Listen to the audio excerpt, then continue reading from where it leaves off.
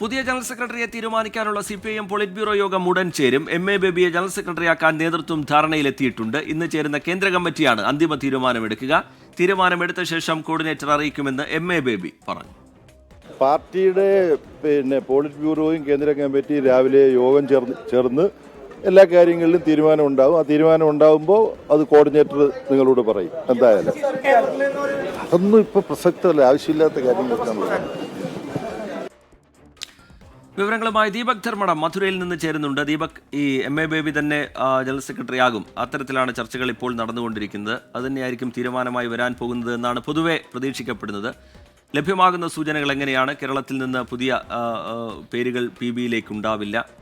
Mariyam ധാവളയും വാസുകിയും എത്തുന്നതോടുകൂടി KK ശൈലജയുടെ പേരിനുള്ള സാധ്യത മങ്ങുന്നു എന്ന തരത്തിലുള്ള വിവരങ്ങളൊക്കെ പുറത്തു വരുന്നു.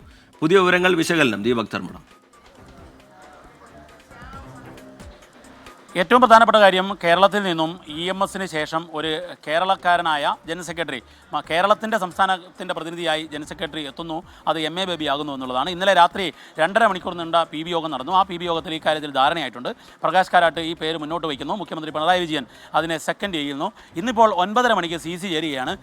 ആ CC യോഗത്തിലാണ് യഥാർത്ഥത്തിൽ ഇതുമായി ബന്ധപ്പെട്ട ഒരു അംഗീകാരം, അതായത് നടപടിക്രമം അതാണ് CCയിൽ വെച്ച് ഇത് തീരുമാനിക്കുക എന്നുള്ളതാണ്. അത് കഴിഞ്ഞ് പുതിയ CC തിരഞ്ഞെടുക്കും. ആ പുതിയ CCയിൽ വെച്ച് PBയും ജനറൽ സെക്രട്ടറിയും തിരഞ്ഞെടുക്കുക എന്നുള്ളതാണ് നടപടിക്രമം.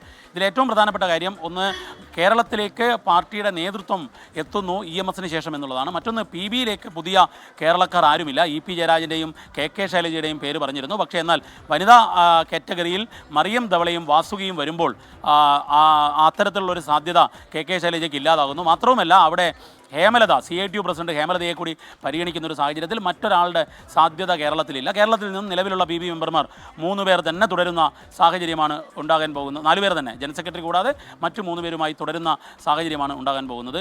ഇനി CCയിലേക്ക് ആരൊക്കെ എന്നുള്ളതാണ്. CCയുടെ കാര്യത്തിൽ ഇന്ന് ചേരുന്ന കേന്ദ്ര കമ്മിറ്റി യോഗത്തിലാണ് ധാരണയിലാകുന്നത്. ഇതിൽ TP രാമകൃഷ്ണൻ, അതുപോലെ തന്നെ മുഹമ്മദ് റിയാസ് തുടങ്ങിയ ആൾക്കാരുടെ പേരുകളാണ്. മറ്റൊരു കാര്യം, ശ്രീമതി ടീച്ചർ ഐഡയുടെ മഹിളാ അസോസിയേഷൻ്റെ ദേശീയ പ്രസിഡന്റ് എന്നുള്ള നിലയിൽ CCയിൽ എക്സംഷൻ നൽകി തുടരുക. PBയിൽ ആർക്കും എക്സംഷൻ ഇല്ല.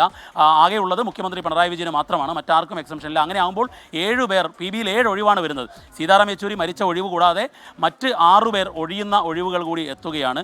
അങ്ങനെ നോക്കുമ്പോൾ പുതിയ 6 പേരെ 7 പേരെ PBയിലേക്ക് എടുക്കുന്ന സാഹചര്യത്തിൽ കേരളത്തിൽ നിന്നും ആരും ഉണ്ടാകുന്നില്ല. ത്രിപുരയിൽ നിന്നും അതുപോലെ മറ്റ് ബംഗാളിൽ നിന്നുമൊക്കെ ആയുള്ള പ്രതിനിധികളാണ് ഫില്ല് ചെയ്യപ്പെടാൻ പോകുന്നത് എന്നുള്ളതാണ്. പക്ഷേ കേരളത്തിന് നേട്ടം, ജനറൽ സെക്രട്ടറിയായി MA ബേബി വരുന്നു എന്നുള്ളതാണ്. ശ്രീജിത്ത്.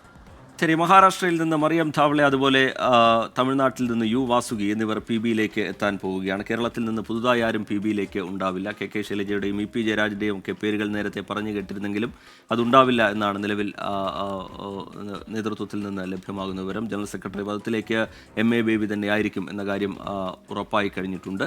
നിർണായകമായ നേതൃയോഗങ്ങൾ, CC PB യോഗങ്ങൾ ചേരാൻ പോവുകയാണ്. ദീപക് ധർമ്മടം വിശദാംശങ്ങൾ നൽകുകയായിരുന്നു.